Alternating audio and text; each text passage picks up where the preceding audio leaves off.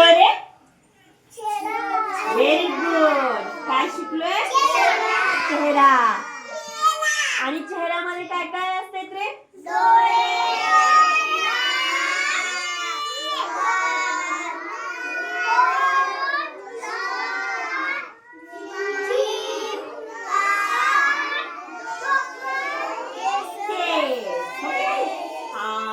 एवढा सगळ्यांचा व्हिडिओ तुम्ही आज घरी काढायचं आणि मला पाठवायचा.